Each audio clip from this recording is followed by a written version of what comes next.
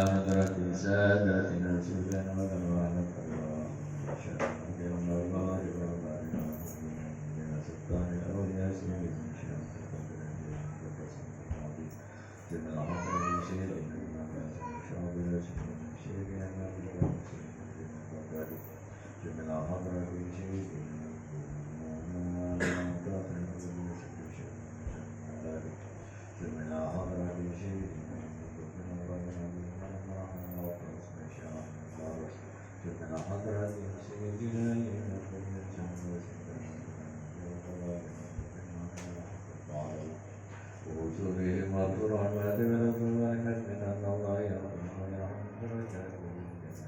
ويرضعنا بهم ويعمل علينا بركاتهم وأسرارهم الفاتحة. أعوذ بالله من الشيطان الرجيم. بسم الله الرحمن الرحيم. الحمد لله رب العالمين الرحمن الرحيم مالك يوم الدين. إياك نعبد وإياك نستعين. اهدنا الصراط المستقيم صراط الذين أنعمت عليهم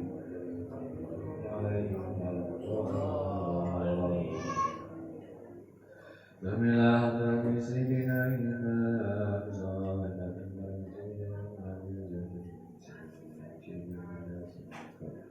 بسم الله الرحمن سيدنا إمام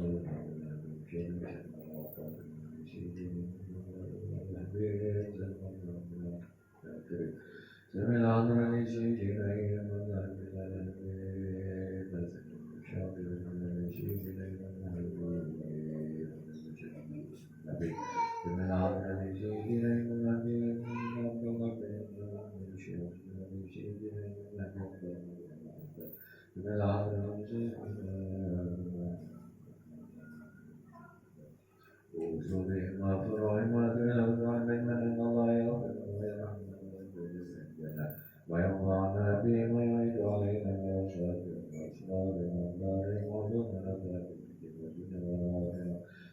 لا إله إلا الفاتحة.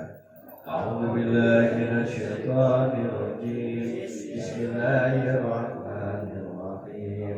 الحمد لله رب العالمين الرحمن الرحيم مالك يوم الدين. إياك نعبد وإياك نستعين. اهدنا الصراط المستقيم صراط الذين أنعمت عليهم غير المغضوب عليهم ولا الضالين. ثم إلى أرواح آبائنا وأمهاتنا وأجدادنا وجداتنا ومشايخنا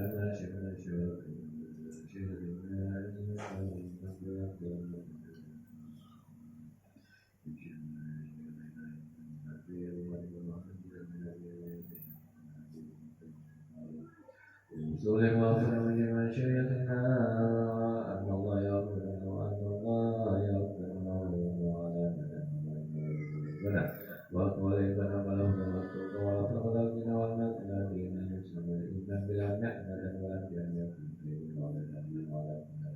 بها جامع شيخنا لهم الفاتحة. أعوذ بالله من الشيطان الرجيم. بسم الله الرحمن الرحيم. الحمد لله رب العالمين الرحمن الرحيم مالك يوم الدين. إياك نعبد وإياك نستعين. اهدنا الصراط المستقيم صراط الذين أنعمت عليهم.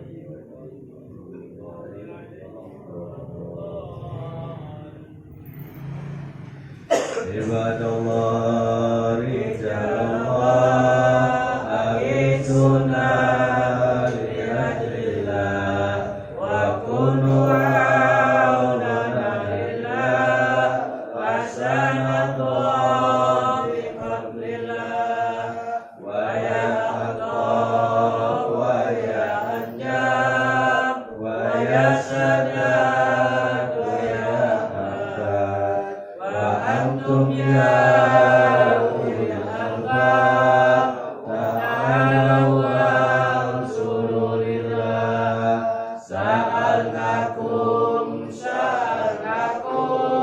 walizulfa rajanakum wa fi amrin qasadnakum wa syukru asmakum lillah ya Rabbi bisadati tahaqqaq isyarati asadati isyarati wa yasku wa tunalillah bikashil hudbi an aini wa rafil baini min baini wa tamsil kaifi wal aini binuril wajhi ya Allah salatullahi maulana ala mamdil hudajana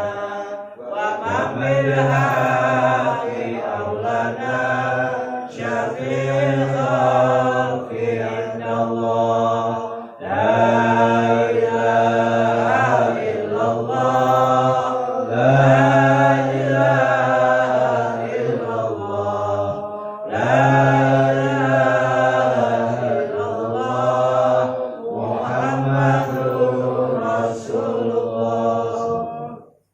Bismillahirrahmanirrahim.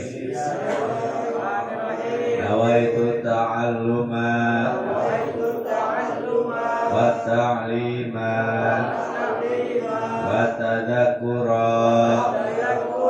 wa tadhkira wa naf'a wal intifa'a wal ifadata wal istifadata wal hassa ala tamassuki bi kitabillahi wa sunnati rasulihi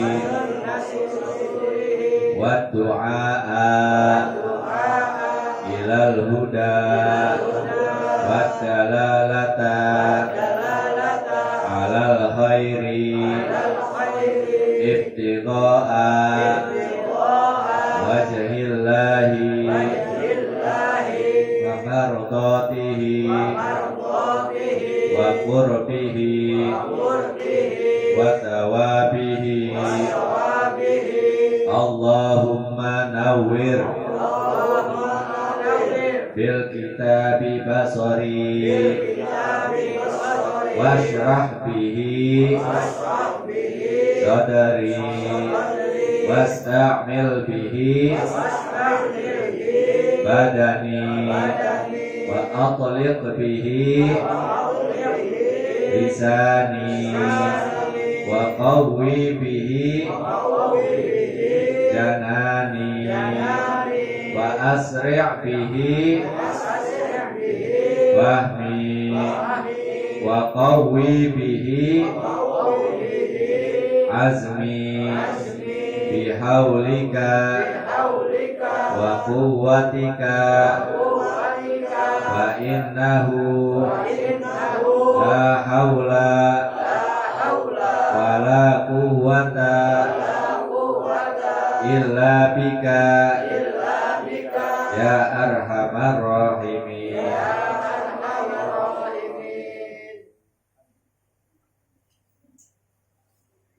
Bismillahirrahmanirrahim. Alhamdulillahirabbil alamin. Wassalatu wassalamu ala asyrafil anbiya'i wal mursalin sayyidina maulana Muhammadin wa ala alihi wa sahbihi ajma'in. Subhanaka la ilma lana illa ma 'allamtana innaka antal alimul hakim. Rabbi syrah li sadri wa yassir li amri wa hlul 'uqdatam min lisani yafqahu qawli. Amma ba'du. Hadirin para jamaah sekalian rahimakumullah. Alhamdulillah kita tentunya memanjatkan puja dan puji syukur kita kehadirat Allah Subhanahu wa taala yang telah melimpahkan kepada kita semua nikmat-nikmatnya sehingga kita bisa hadir kembali, datang kembali, duduk kembali bersama dalam pengajian rutin kita setiap malam Sabtu yang insya Allah kita semua mendapatkan keberkahan dari Allah Subhanahu Wa Taala. Ya Rabbal Alamin. Salam serta salam marilah selalu kita haturkan pada suri tauladan kita, Nabi kita Nabi besar Muhammad Sallallahu Alaihi Wasallam, pada keluarganya, pada para sahabat serta para pengikutnya ila yaumil qiyamah, dan kita berharap kepada Allah Subhanahu Wa Taala kelak di yaumil qiyamah kita mendapatkan syafaat dari baginda Nabi besar Muhammad Sallallahu Alaihi Wasallam. Ya Rabbal Alamin. Baiklah hadirin jamaah sekalian rahimakumullah. Sebelumnya saya pribadi mohon maaf atas keterlambatan ya, yang mana diharuskan untuk hadir menuju hari di bangku masjid. Ini juga habis doa langsung ngajar, langsung kabur ya, tidak mengikuti rangkaian acara selanjutnya. Jadi agak kebagian semua ya. Mau diliburin, kemarin udah libur, masa mau libur lagi ya. Kalau kebanyakan libur takutnya bubar ya. Nah, ya, mudah-mudahan tidak sampai terjadi ya. Baiklah hadirin jamaah sekalian rahimakumullah. Kita saat ini sudah memasuki Jumat yang ketiga ya kalau nggak salah daripada bulan Dzulqa'dah. Ya, artinya kita sesaat lagi memasuki bulan Dzulhijjah. Ya. Apapun keputusannya ya kita ngikut pemerintah lagi ya, walaupun daripada Ormas Muhammadiyah itu sudah mengumumkan bahwasanya Lebaran Haji itu tanggal 28 ya. Kita nggak usah ngikut tanggalan merah, tanggal kalender bukan ya, ikutin keputusan pemerintah. Pemerintah putusin tanggal 28 ya 28 ya. Pemerintah putusin tanggal 29 ya 29 ya. Yang pasti keputusannya nanti tanggal 18 sidang isbat ya. Ya namanya Lebaran Haji itu bukan tanggal 1 Dzulhijjah bukan, tapi tanggal 10. Ingat tuh, beda sama Lebaran Idul Fitri. Kalau Idul Fitri 1 Syawal, tapi kalau Lebaran Idul Adha 10 Dzulhijjah tuh. Nah ini banyak yang terkadang nyelip tuh ya, takutnya masih banyak yang belum tahu, tahunya 1 Syawal aja ya, nantinya disangkanya 1 Dzulhijjah lah ya. Nah itu nanti setelah tanggal 10, 11, 12, 13 itu dia disebutnya hari tasyrik ya. Hari tasyrik itu maksudnya hari yang diharamkan untuk berpuasa. Jadi yang puasa setiap hari ya, entah puasa apa, puasa menahan diri tak, puasa amalan tak, puasa pelet tak, nggak boleh puasa ya. Kalau pas hari tasyrik nggak boleh, haram ya. Walaupun puasa qadha, misalkan puasa Ramadan kemarin ada yang libur, ada yang bocor misal, kita puasanya habis Lebaran Haji, kita ada pegawai ya. Tanggal 11 setelah Lebaran Haji itu, tanggal 11, 12, 13 atau hari tasyrik, hari nyate ya. Hari makan-makan, puas-puasi. Jangan pas orang wayanya pada nyate, puasa sendiri ya. Selain dapat dosa, puasanya pun nggak sah, percuma ya. Atau yang biasa melakoni puasa setiap hari ya, atau sepanjang tahun juga pas hari tasyrik pasti pada libur puasa. Kayak Ki Jainul itu kan puasa setiap hari. Pas hari tasyrik mah libur ya. Jadi kalau mau ngajak makan siang berapa pas hari tasyrik itulah ya, atau pas Lebaran. Nah, jadi saat ini kita sudah memasuki Jumat keempat ya, tanggal 21 kalau tidak salah, bulan Dzulqa'dah ya. Bulan Dzulqa'dah itu termasuk daripada bulan haram ya. Kata Imam Al-Bughawi dalam kitab tafsir Ma'alimut Tanzil itu, kalau bulan haram itu adalah waktunya memanen, ya, memanen akan pahala-pahala yang sangat banyak. Artinya apa? Setiap amal ibadah, amal kebaikan yang kita lakukan di bulan Haram atau di bulan Dzulqa'dah ini, ya, kita akan mendapatkan pahala yang sangat banyak. Ya, contohnya ya seperti kita pengajian saat inilah, beda pahalanya dibandingkan dengan kita ketika mengaji di bulan Syawal. Bulan Syawal kan tidak termasuk bulan Haram. Ya, ini 3 bulan berturut-turut nih, bulan Dzulqa'dah, bulan Dzulhijjah, bulan Muharram. Kalau bisa mah banyakin amal kebaikan, amal ibadah. Ya, sebab pahalanya dilipat gandakan oleh Allah Subhanahu wa taala. Ini kesempatan, ya, untuk menambah bekal kita kelak di yaumil qiyamah. Sebab kalau udah masuk alam kubur mah, ya, nggak ada yang nemenin. Ya, mau setia apapun istri kita, kalau kita sudah meninggal mah bohong, kita sehidup semati.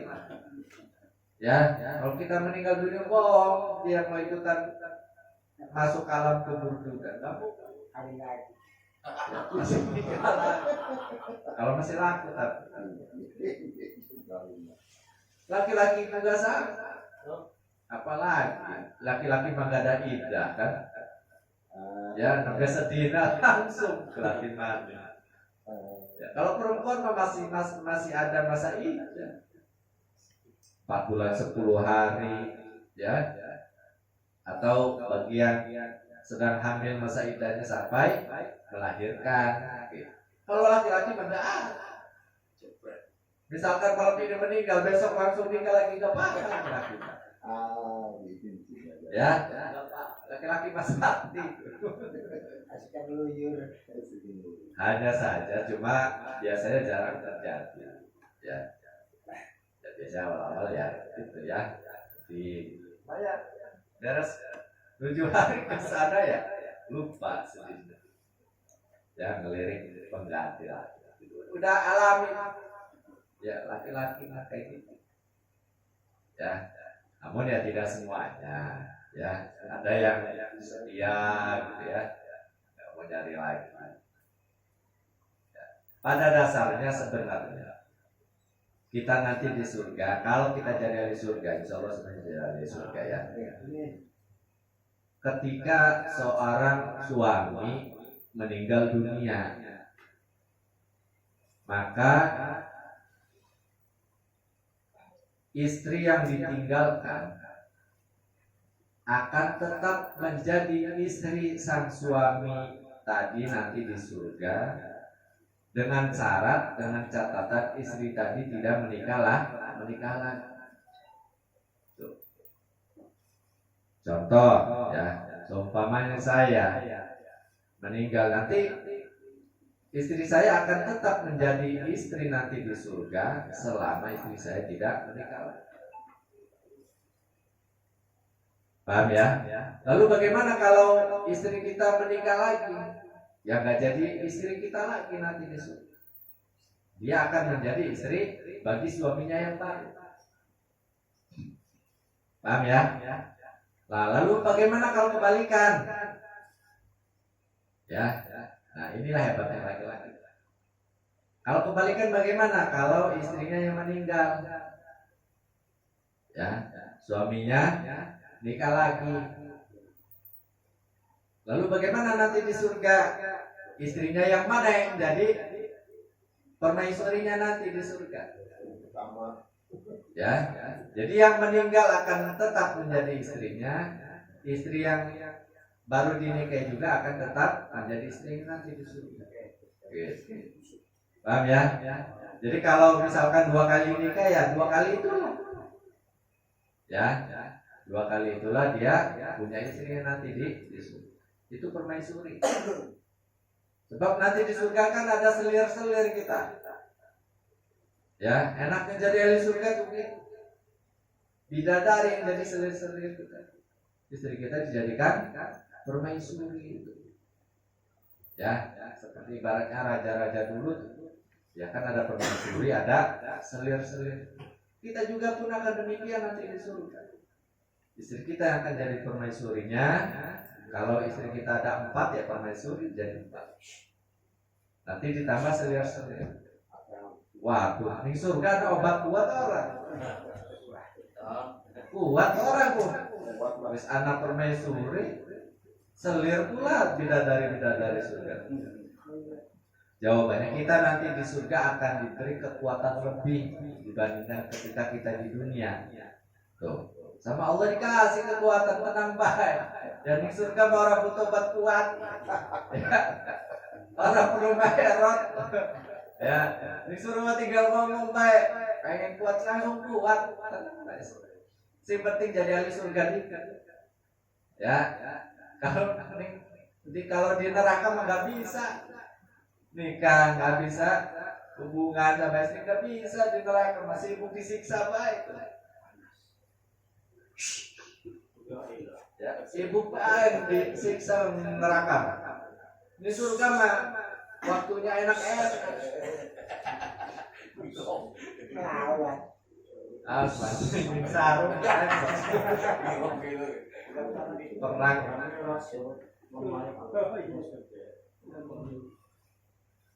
Ya, jadi kalau kita mau merasakan ada permaisuri, ada selir, jadi ahli surga dulu. Ya, kumpulin amal ibadah dulu.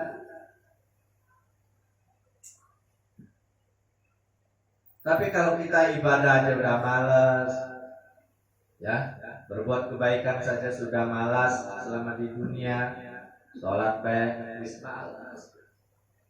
Mau jadi ahli surga, ngimpi. Dan dua selir jadi. Ngacang. Dunia biar sholat. Bidadari yang mau jadi selir. Ya, gak bakal mau bidadari jadi selir bagi orang yang gak suka sholat. Ya. Yang ada ditemuin setan dulu di neraka, disiksa dulu. Oh ya. Jadi ketika kita dijadikan ahli surga, kenikmatan yang akan kita rasakan setiap hari, setiap waktu, setiap detik. Baik jaluk apa baik, bisa merokok orang di surga, ya.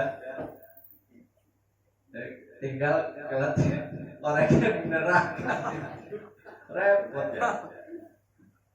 Tinggal ngomong baik pasti ada. Ya Allah. Nah itu ya, jadi kalau seorang suami meninggal, kemudian istrinya tidak menikah lagi, maka dia akan tetap menjadi istrinya di surga. Namun kebalikannya, kalau istrinya menikah lagi, dia akan menjadi istri bagi suaminya yang baru dinikahi. Ya. Kemudian kalau misalkan seorang suami punya istri meninggal dunia istrinya, ya. Kemudian dia menikah lagi, maka dua-duanya akan tetap menjadi istrinya di surga. Nah, yang repot kalau meninggal dunia dalam keadaan bujang remen. Ayo, ini surga bisa nikah orang. Ya, yang nggak punya istri bagaimana selama hidupnya di dunia? Ayo, kawin kau siapa? Jawabannya kata para ulama, bagi seorang laki-laki yang meninggal dunia dalam keadaan tidak beristri atau membujang, maka dia akan dinikahkan kelak di surga dengan perempuan sewilayahnya yang soleh. Tapi dengan catatan kitanya juga soleh. Ya, misalkan kita ya domisilinya di Gunung Sero. Ya, kita meninggal sampai bujang, gak nikah. Maka kelak di surga nanti kita akan dinikahkan oleh perempuan orang Gunung Sero yang soleh. Itu akan menjadi istri kita. Kalau di Gunung Seroy nggak ada yang soleha bagaimana? Cari dari wilayah yang terdekat yang lain, kampung, pesawahan, ya, gudang agen, toblok, kalau semuanya nggak ada ya, sebandar lampu digelar di malaikat tenang banget. Yang penting syaratnya kita soleh dulu. Kalau nggak soleh mah repot. Siapa yang menjadi kita? Ya. Nah, begitupun ketika seorang perempuan meninggal dunia dalam keadaan tidak menikah, dia akan dinikahkan sama pemuda soleh di surga. Intinya mah soleh dulu, ya, benar dulu. Lalu bagaimana tolak ukur kita soleh atau tidaknya? Lihat salah satu indikatornya, ciri-cirinya ya. Ya, salah satu indikatornya, ciri-cirinya kita termasuk orang soleh atau tidak. Dibungkus di bitpes. Curang dulu.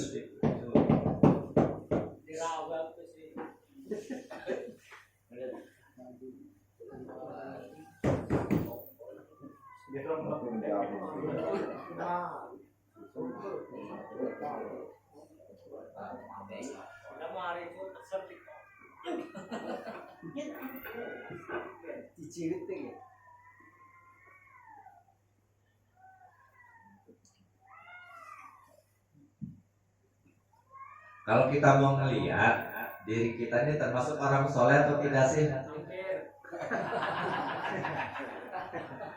Dilihatnya dari mana? Ayo.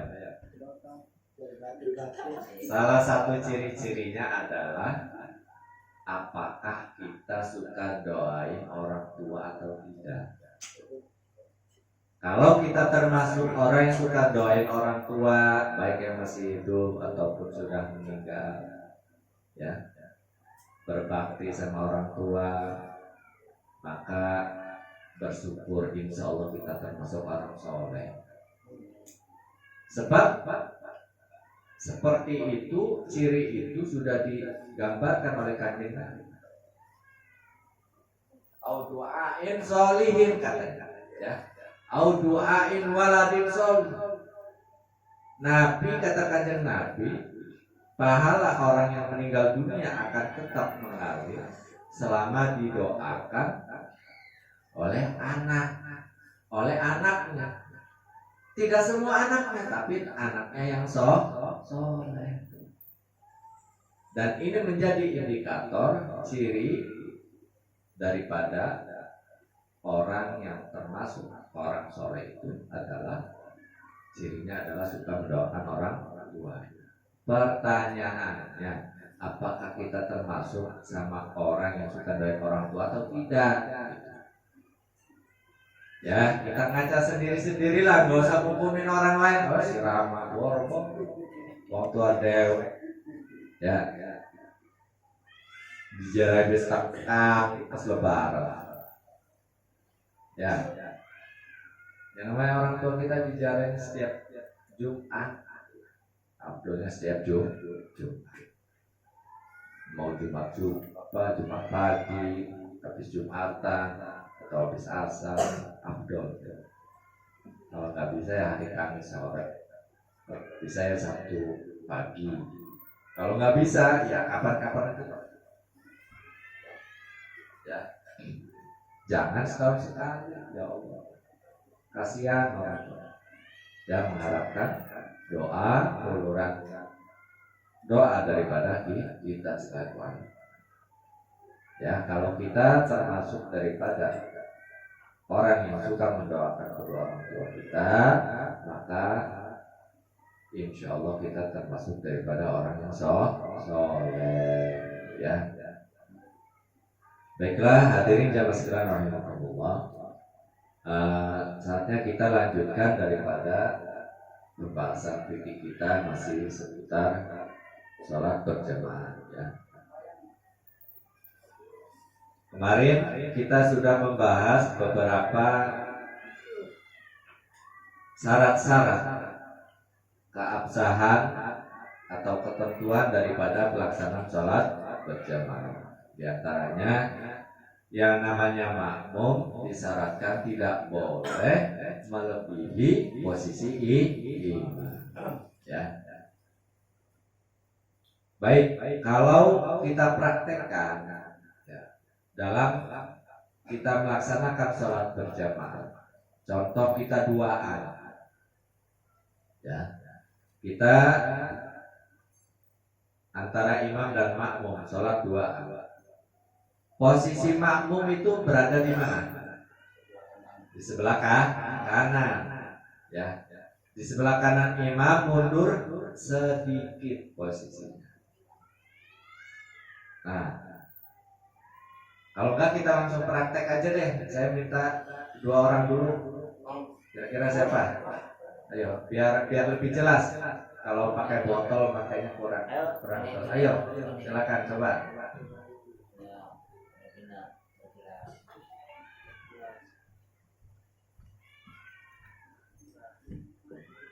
Oh, di mana? Ya, enggak apa-apa. Jadi imamnya siapa? Nah, yang jadi makmumnya berada di mana posisinya? Kalau duaan di sebelah kanan.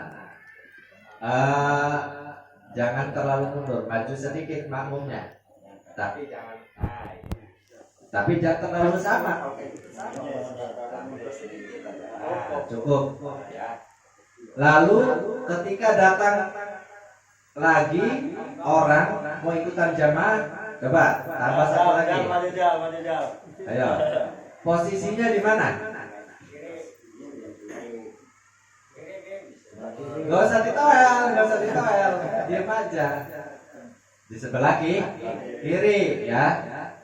Kemudian datang lagi orang, ayo satu lagi. Ayo, kira-kira di mana nih? Hah? Nah, ini gimana? Posisinya masa kayak gitu. Ayo. Nah, ketika datang lagi jamaah satu lagi membidik ini, maka yang makmum 2 ini mundur ke belakang. Ya. Mundurnya perlahan-lahan, ya. Jadi jangan langsung mundur gini. Jangan. Ya, tapi perlahan satu. Tapi jadi itu pas sholat ya. Dan bilang satu jangan. Nah, cukup 2 aja, nggak usah 3. Kalau kita langsung 3 kayak gini, batal sholat, ya. Tapi satu-satu, 1, 2 gitu ya, pelan-pelan. Paham ya? Atau kalau makmumnya nggak mau mundur, imamnya yang maju. Ya, imamnya yang maju. Namun terkadang kan di depannya ada tembok.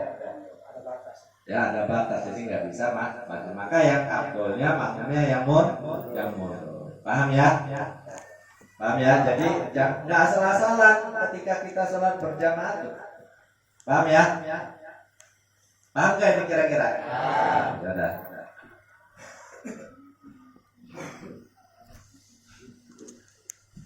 Kemudian ada yang sering kita lakukan ketika mau sholat jamaah tuh.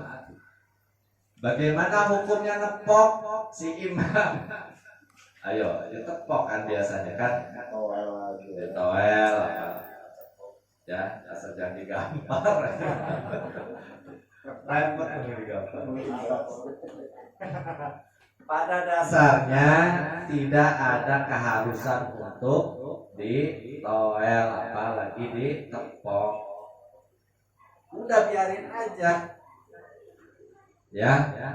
Yang penting ketika kita mau gabung berjamaah dengan si imam ini yang lagi sendirian, udah tinggal kita Allahu Akbar. Nah, lalu yang jadi imam ini ketika dia tahu, waduh ada makmum nih di belakang saya nih, ikutan gabung, langsung di dalam hatinya niat jadi imam. Di dalam hati saja, tidak usah disebutkan. Paham ya? Jadi si makmum ini nggak usah ada keharusan untuk menepok atau noel. Paham ya? Ditakutkan. Pok, imamnya kaget. Ya. Yang lebih direpotkan lagi, imamnya ini latah lagi. Ya, kalau udah latah kan repot, ditepok latah lagi. Wah, tuh kebun binatang keluar semua tuh. Kebun binatang, alat kelamin tuh, bentuk apa? Yang pada akhirnya sholatnya jadi batal. Kalau nggak latah, nggak kagetan, mah nggak apa-apa. Itu yang dikhawatirkan. Paham ya? Tuh, jadi aturannya seperti itu. Di dalam barisan ketika berjamaah,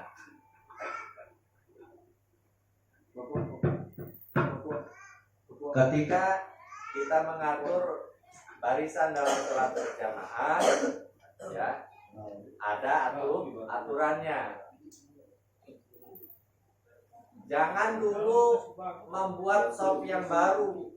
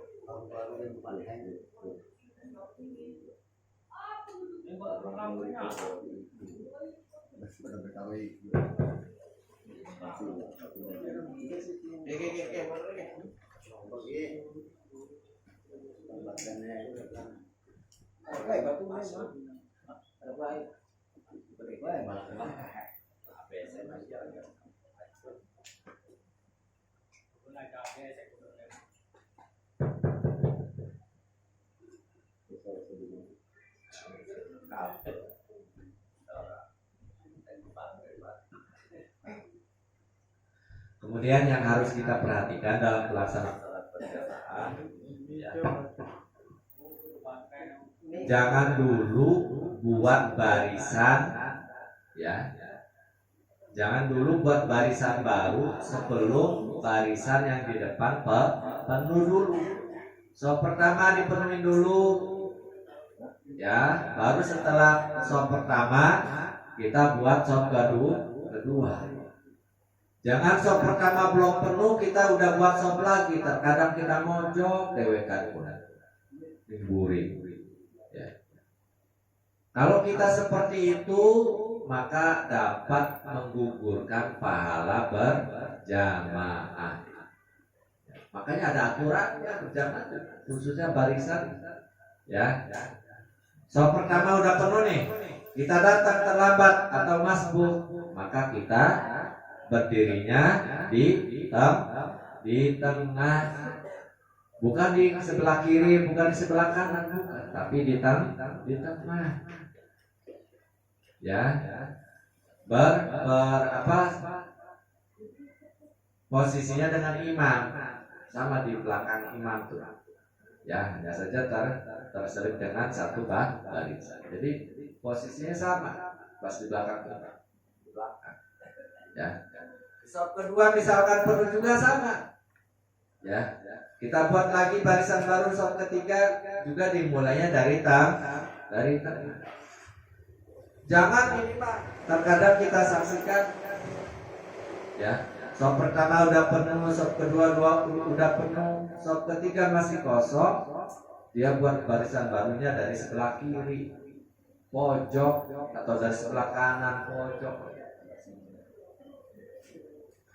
Ya, yang itu mana tidak menghasilkan daripada pahala sholat berjamaah. Ya, jadi ada aturan. Dan masalah sop ini sama seperti sholatnya para malaikat di atas sana. Ya, di Sidrot, di Baitul Makmur. Ya, di Baitul Makmur di atas langit ketujuh itu kan namanya Baitul Makmur. Ya, para malaikat juga sama sholatnya berbaris, sama kayak kita sholat berjamaah, berbaris, rapi. Ya, nggak ada ceritanya nyempil di belakang. Paham ya? Kemudian dari urutan daripada sop ataupun barisan itu, yang pertama laki-laki dulu, yang balik, yang dewasa. Baru di belakangnya anak-anak. Cuma terkadang di barisan kita ketika sholat anak-anak di depan, sing tuane ningguri, ya, harus diatur aturan apa dalam sholat, ya nggak bisa sembarang. Apalagi anak kecilnya belum pada sunat, itu memutus barisan, ya. Jadi harus diatur yang apa tuh, yang balik aja dulu, yang dewasa tuh, ya, berbaris di depan. Jangan ini terkadang kita sukanya di belakang. Baru setelah yang dewasa atau yang balik, baru anak-anak, baru di belakang anak-anak ada ibu-ibu. Jangan kayak di Al-Zaitun. Itu mama sendirian di depan. Ya. Sudah tidak diragukan lagi yang namanya Al-Zaitun itu sesat. Ya, sesat. Salam Yahudi di bawah. Ini dikhawatirkan ini jadi piaraan Yahudi. Al-Zaitun itu kan dulu didirikan oleh Pak Harto kan ya, didanai triliunan. Makanya jadi pondok terbesar se-Asia Tenggara. Ada yang udah pernah ke sana? Mewah itu mereka. Saya juga belum pernah sih.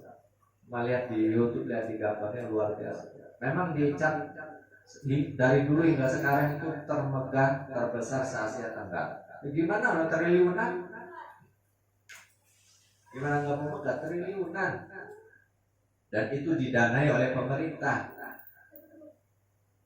Ya, artinya awal itu kan haluannya kan NII dia, ya, Al-Zaitun itu. Ya, jadi ada Abdullah Sukar, Abu Bakar Basir, sama Karto Suwiryo kalau siapa Karto Suwiryo kalau nggak salah ya. Tiga. Nah, untuk memecah ini, disitulah dipelihara Al-Zaitun itu, agar untuk memutus rantai daripada NI. Ya, pokoknya panjang lah ceritanya, itu intinya adalah itu piaraan wanita Tuhan. Ya. Nah, akhirnya pada masa SBY, ya, ketika setelah reformasi lah, SBY, Mega, Jokowi, pada nggak mau lagi. Gak mau danain lagi saya. Gak mau. Buat apa? Udah harusnya biar ini sendiri dan hanya tidak disokong lagi. Namun hingga saat ini masih dibacking oleh para jenderal. Apalagi madhabnya diambilkan sama siapa dan ibu bilang madhabnya Soekarno. Madhabnya Imam Syafi'i sudah. Nah, ini dikhawatirkan dia jadi dibiayain sama Yahudi. Ya, Yahudi kan pengennya di Indonesia ini kan ribut. Ya, kaos gitu ya. Kaos. Ya, sesama orang Islam ribut. Itu udah dari dulu. Apalagi udah dekat pemilu nih, dari orang Islam. Pada beberapa waktu yang lalu, Habaib sama Kiai diadu, ya kan? Ada Kiai yang mengatakan Habaib itu apa? Bukan keturunan Rasul, terputus nasabnya. Jadi seolah-olah tidak mengaku Wali Songo itu bukan keturunan Rasul. Kan sesat pemikiran. Ya. Mau dia kiai tak mau wong bantah. Ya. Tetap kita tidak setuju dengan pernyataan seluruh wali songo itu adalah murni keturunan Kanjeng Rasul. Jelas apa itu gak jelas ya. Jadi keturunan Rasul itu nggak putus, nggak tersambung hingga hari kiamat. Kalau terputus Imam Mahdi dari mana berarti? Imam Mahdi itu kan keturunan Rasul dari Sayyidina Hasan dan Sayyidina Husain. Namanya sama, katakan yang Nabi dengan nama Muhammad bin Abdillah. Berarti kalau misalkan keturunan Rasul terputus, bohong dong Kanjeng Nabi. Ya. Enggak bohong, Kanjeng Nabi enggak pernah bohong. Yang bohong kiai pasti pernah bohong. Ya. Itu ya. Jadi jangan mentang-mentang itu detailnya kiai, lalu kita ikutin semua pendapat. Kiai juga manusia. Ya. Manusia. Nah, jadi perlu kita tekankan di sini. Jangan sampai kita termakan adu domba. Kita ikutin apa kata guru-guru kita ya namanya para kiai, para harus kita hormat. Jangan sampai kita ikut-ikutan ya, apalagi udah mau tahun pemilu nih tahun depan ya Allah. Terlebih udah di media sosial tuh ya. Perang opini, perang ya Allah. Ya fitnah sana, fitnah sini. Yang penting jagoannya menang. Ya. Seradak seruduk sana sini. Bisa kita mengaji, bisa puyeng mikir politik. Ya. Seperti macam wong kafir besi kita bilang. Ya. Selama dia orang Islam yang enggak apa-apa kita.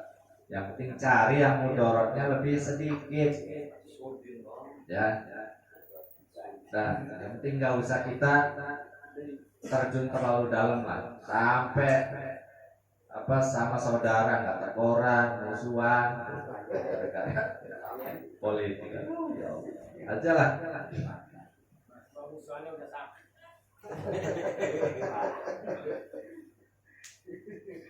Anda sudah dites? Oke.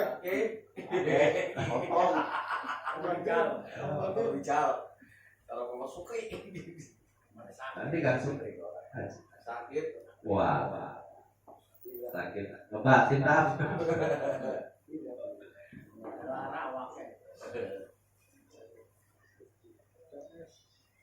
Nah itu jadi jelas ya. Urutan daripada susunan shaf ataupun barisan di dalam sholat, khususnya dalam sholat berjamaah, harus laki-laki yang balik dulu di depan, baru anak-anak, di belakang anak baru perempuan. Lalu bagaimana kalau ada LGBT yang ikutan sholat berjamaah, bencong-bencong, misalkan, ya, maka ya dia di belakang anak-anak. LGBT itu pelaku-pelaku transgender ya, baik yang punya kelamin atau yang dirubah kelaminnya, di belakang anak-anak, di depan perempuan. Kemudian ada permasalahan ketika kita menarik jamaah di tengah-tengah sholat ya. Ketika shaf di depan kita ada 5 shaf misalkan penuh, nah kita datang terlambat, otomatis kita berada di tengah sendirian. Maka kita disunahkan, kita dianjurkan untuk menarik makmum yang di depan kita. Satu aja dan baik-baik. Satu aja. Ya. Tapi dengan catatan posisi makmum, posisi jamaah yang ada di depan kita yang mau kita tarik, posisinya dalam keadaan berdiri. Ya, kalau dari dalam keadaan sujud, dalam keadaan ruku, nggak boleh kita tarik. Dan juga nariknya bukan kita tarik dipaksa gitu, ya. Cukup ditepuk aja, suruh mundur. Namun yang menjadi permasalahan di masjid kita ini orangnya pada paham apa enggak? Ya. Kalau kita yang ngaji di sini insya Allah paham. Ya. Kalau misalkan ada 5 shop, ya atau 2 shop lebih lah, ada 3 shop, ada 4 shop dan seterusnya. Kita ada yang noel suruh ke belakang. Ya kita otomatis mundur. Ya. Gunanya untuk apa? Untuk menemani orang masjid yang baru datang, biar enggak sendirian. Sebab kalau dia berdiri sendirian, ya itu makruh dia. Makanya harus ditemani. Paham ya? Jadi dalam pelaksanaan sholat berjamaah pun tidak boleh sendirian seperti itu. Kalau lebih dari 2 shop ya, kalau hanya 1 shop ataupun cuma 2 shop, nggak apa-apa ya sendirian. Tapi kalau udah lebih dari 2 shop, 3 shop dan seterusnya, ketika sendirian harus ditemani. Kalau ada jamaah yang lain misalkan, maka alhamdulillah. Tapi kalau misalkan nggak ada orang bakal datang lagi, maka kita nepok 1 orang di depan kita. Gunanya untuk apa? Untuk mundur nemenin kita. Ya, paham ya? Jadi kalau kita dalam pelaksanaan sholat berjamaah, posisinya lagi pada berdiri semua, ada yang nepok kita. Gak usah disaut, apa sih batal sholatnya. Tapi kita langsung mundur aja, ya. Ketika kita ditepok, mundur aja langsung. 1, 2, cukup untuk menemani teman kita yang di samping. Paham ya? Gak usah menoleh lagi gitu. Sudah paham, otomatis kita mundur, gak usah noleh lagi. Paham ya? Nah, begitupun ketika kita ingin bermakmum dengan imam yang lagi sendirian, ya sebetulnya nggak usah ditoel juga nggak apa-apa. Namun seandainya ditoel ataupun ditepuk, ya kita nggak usah noleh lagi, lanjut aja. Ya, paham ya? Kemudian makmum itu disyaratkan harus tahu gerakan imam. Ya, baik dengan cara melihat ataupun mendengar. Ya, misalnya imamnya masjidnya tuh gede gitu kayak di Istiqlal. Maka disyaratkan si imam ini harus pakai pengeras suara. Yang repot kalau imamnya aspek. Tahu aspek? Anti speaker. Ya, di Bogor itu ada di daerah Cipeduk tuh yang masih menganut paham aspek anti speaker. Jadi masjid musola nggak boleh pakai speaker, tahlilan nggak boleh speaker, adzan nggak boleh pakai speaker, nggak boleh. Acara apapun nggak boleh pakai speaker. Cuma adanya kok HP tuh boleh. Bingung kan? Buka organ mana? Kilit berarti. Ya, ada orang speaker karaokean oli itu. Organ tunggal rame. Ada di daerah Bogor, daerah Cipeduk, arah ke puncak. Ada sampai saat ini. Jadi udah kayak zaman dulu aja, adanya terus. Cuman kan kasihan kalau yang adanya udah tua, mana kedengeran. Kalau masjidnya ada menaranya, kemudian adanya masih muda, mah enak kan, suaranya keras, mantap. Ini udah aki-aki, ya, mau naik menaranya jadi nggak kuat, gimana? Nah, repot kalau masjidnya besar, ya. dari Al-Anwar, berapa Istiqlal, tak. Imamnya nggak pakai speaker, kemudian makmum yang paling belakang nggak kedengeran, imam wis ruku, sujud, ya. Maka kita ketika tidak bisa mendengar imam atau tidak bisa melihat imam, maka melihatlah makmum yang paling belakang, ya. Yang terakhir lah yang kita lihat. Nah, kira-kira makmum yang paling belakang di depan kita itu sudah ruku apa belum, sudah sujud apa belum. Nah itu yang kita lihat. Nggak serta-merta, nggak mesti, nggak harus kita ngeliatin imamnya udah sujud belum. Nanti lagi sujud kita ngelirik-lirik lagi, ya. Atau ketika ruku imamnya udah bangun apa belum. Kita cukup melihat makmum yang di depan kita saja, nggak mesti melihat si imam. Yang penting, ya, kita tahu imam itu sudah ruku atau sujud, ya, atau dengan gerakan yang lainnya, baik dengan dari panggilan Bilal ataupun dari suara si imam. Jadi kalau imam misalkan suaranya kecil, maka dianjurkan untuk ada Bilal. Kayak di Masjidil Haram tuh, ya. Misalkan imamnya kecil, maka seyogianya ada Bilal. Imam Allahu Akbar. Nah, makmum yang belakangnya, yang Bilalnya cuma Allahu Akbar teriak. Imam bangun ruku, sami Allahu liman hamidah, sami Allahu liman hamidah, untuk menandai makmum yang paling belakang biar kadang enggak apa-apa.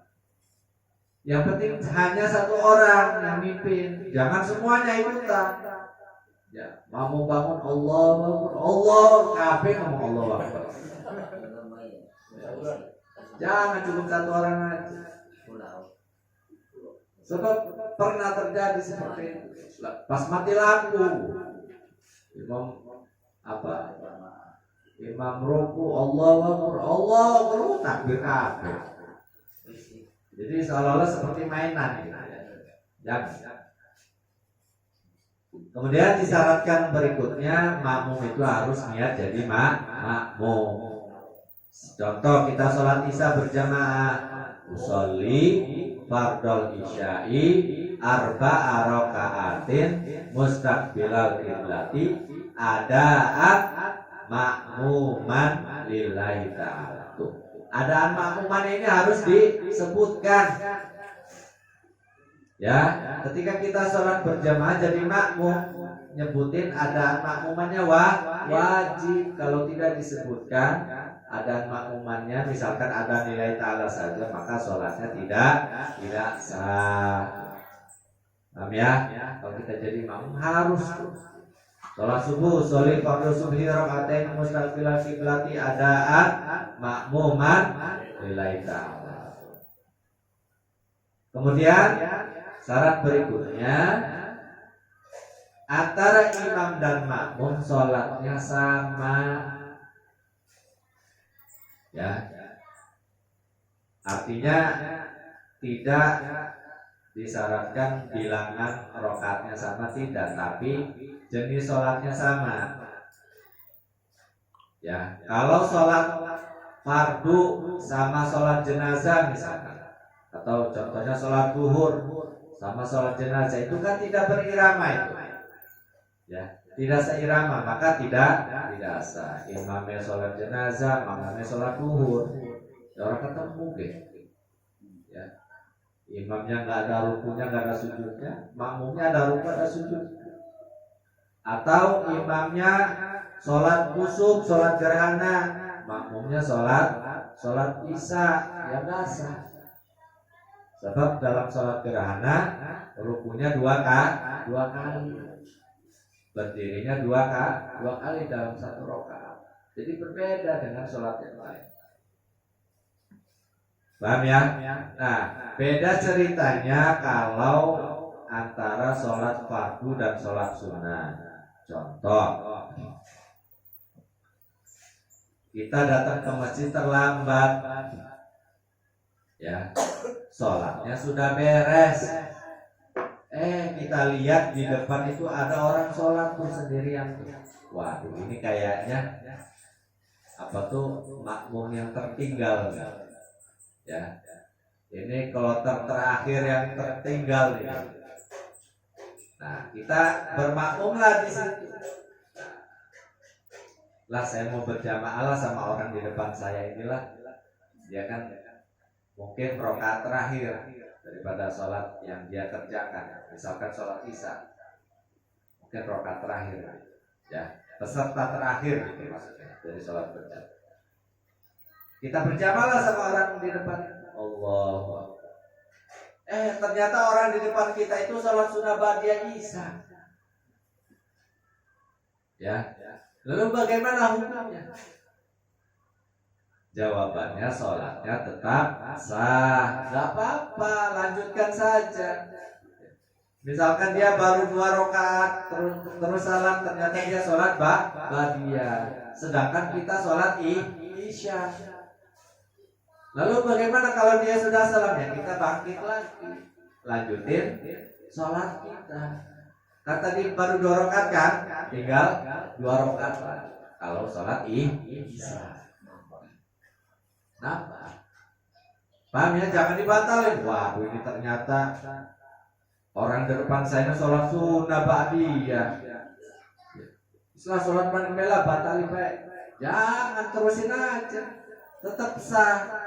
Ya, jadi makanya di sini musannif mengatakan watasihu ad-duhru khalfal asri wal maghribu khalfal isya wal qada khalfal ada wal fardhu khalfal nafli.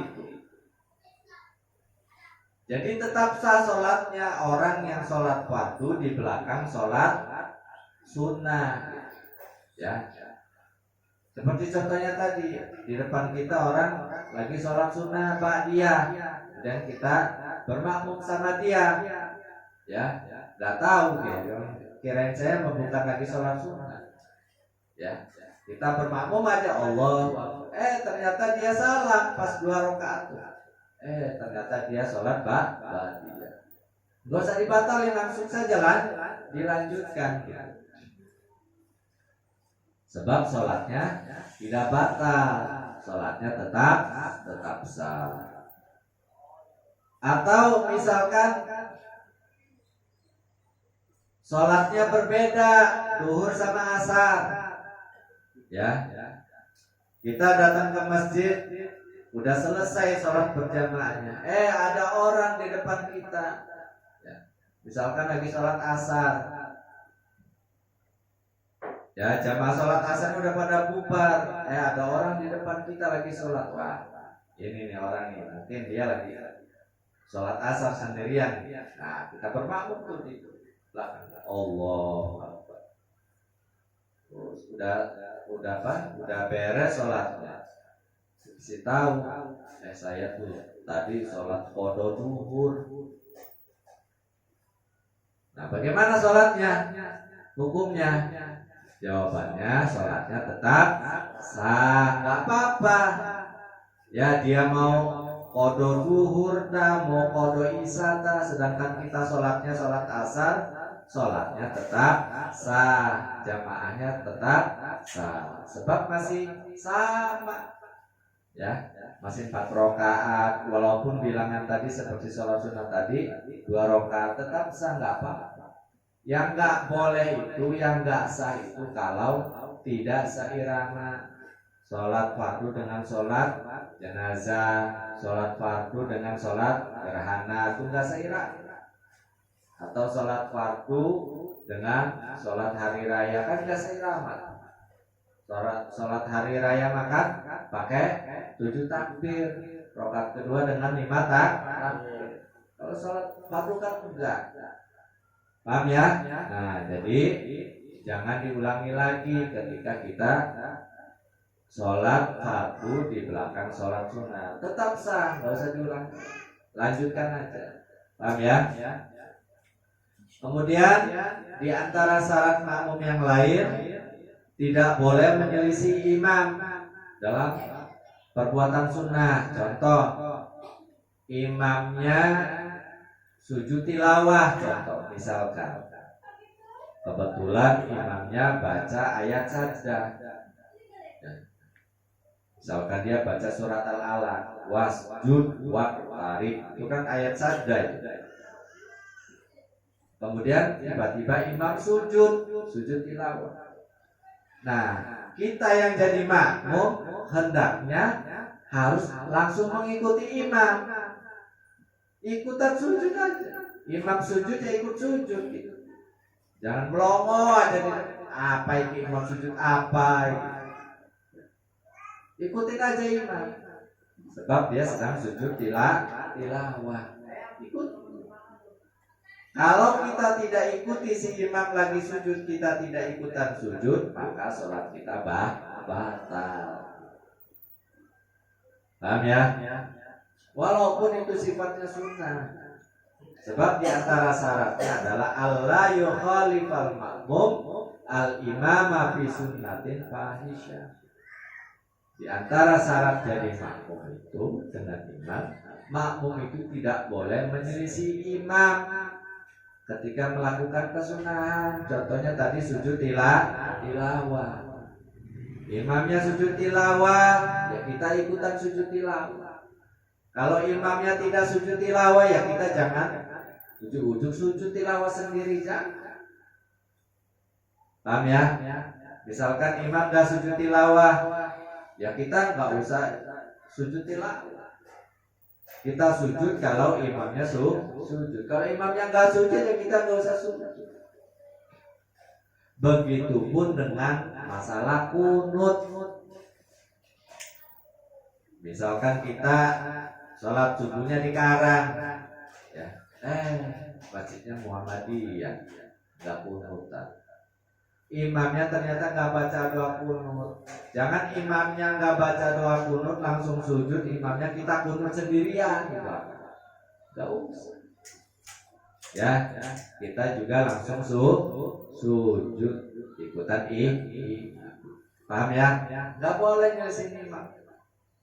Suka nggak suka ya tetap kita ikuti kalau lagi sholat. Paham ya? Kemudian di antara syarat berikutnya adalah seorang makmum itu harus manut sama imam. Wayanya imam itu ruku, ya kita harus ikutan ruku. Imam bangun dari ruku, ya makmum juga harus bangun dari ruku. Imam sujud, ya kita juga yang jadi makmum ikutan sujud. Jangan mendahului imam, jangan terlalu lambat. Ya. Contoh, kita sholat isya, ya, rakaat pertama, imam udah ruku, kita masih berdiri baik. Imam udah bangun dari ruku, kita masih berdiri aja. Imam sudah sujud, kita masih berdiri aja, nggak gerak-gerak. Mikirnya apa ku sholatnya? Ya, buturut, aku mikir urutan. Kalau kelamaan atau di sini para ulama mengasih batas minimal 2 rukun fi'li. Ya. 2 rukun fi'li itu contohnya imam itu udah sujud, kita masih berdiri aja. Nah, udah batal tuh sholat. Paham ya? Tapi kalau masih 1 rukun, misalkan ya, imam udah ruku, kemudian imam udah bangun dari ruku, tidak. Nah, kita baru ruku, tetap sah. Ya, tidak batal sholat. Yang repot itu kalau imam sudah sujud, kita masih berdiri aja, belum ruku-ruku. Nah, itu batal tuh. Paham ya? Hati-hati. Sebab banyak sekali orangnya apa tuh lambat sekali sholat. Ya, kecuali karena udzur ya, imamnya bacanya terlalu cepat atau makmumnya terlalu lambat, nah itu termasuk udzur. Tidak apa. Begitupun tidak boleh bagi makmum mendahului imam. Imam belum ruku, dia udah ruku duluan. Imam belum bangun dari ruku, dia udah bangun duluan. Imam belum sujud, makmum ini udah sujud duluan. Pokoknya nyali pada mentang-mentang seorang pembalap, dibalap aja disalib. Nggak sah, batal sholat. Dikasih batasannya 2 rukun. Ya, imam belum ruku nih, kita udah ruku duluan. Imam pembalap. Ya, imam belum bangun dari ruku, kita udah bangun duluan. Nah, kalau kita sudah mendahului imam 2 kali, 2 rukun, maka sholat kita batal. Hati-hati ya. Paham ya? Nah, itulah beberapa ketentuan ataupun syarat daripada pelaksanaan sholat berjamaah agar sholat berjamaah kita tetap sah dan mendapatkan pahala dari Allah Subhanahu wa Ta'ala. Mungkin itu saja yang dapat disampaikan pada kesempatan kali ini. Silakan nanti di akhir kalau ada yang mau ditanyakan atau yang kurang paham atau kurang jelas, silakan. Dan kita tutup dulu dengan doa kita sama agar apa yang kita dapatkan pada kesempatan hari ini mendapatkan manfaatan dan keberkahan dari Allah Subhanahu wa Ta'ala. Ala hadiniya al-Fatihah.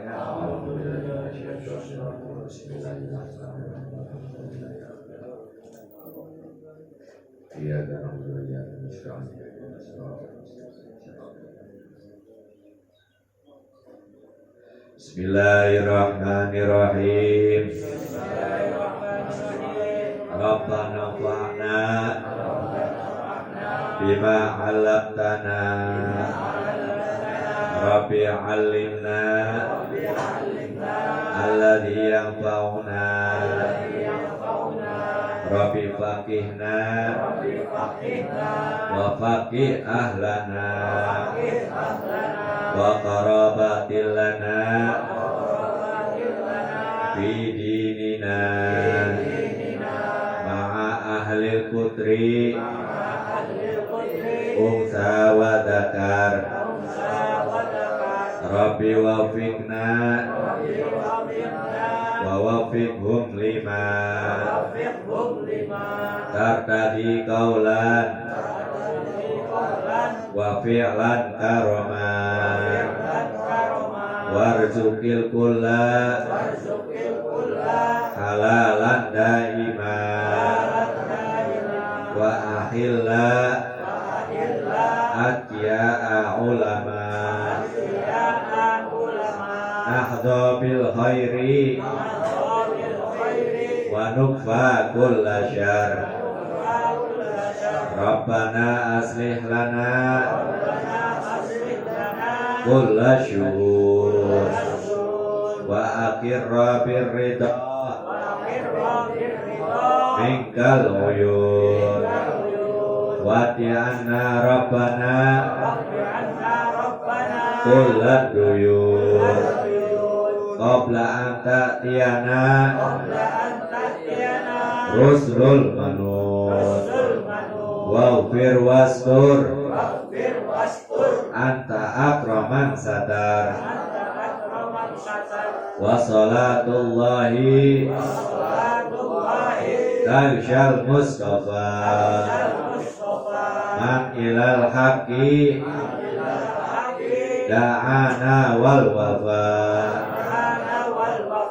bi kitabin fihi linnasi shifa wa alal alil kirami syurafa wa ala sahbil masabihil ghurar Allahumma hdina bihudan waj'alna mimman yusari'u fi ridha wa la tuwallina waliyan siwak wa la taj'alna mimman khalafa amraka wa asa wa hasbunallahu wa ni'mal wakil. Ni'mal maula wa ni'man nasir. Wala haula wala quwwata illa billahil aliyyil azim. Wa sallallahu ala sayyidina Muhammadin wa ala alihi wa sahbihi wa sallam. Walhamdulillahi rabbil alamin. Al-Fatihah.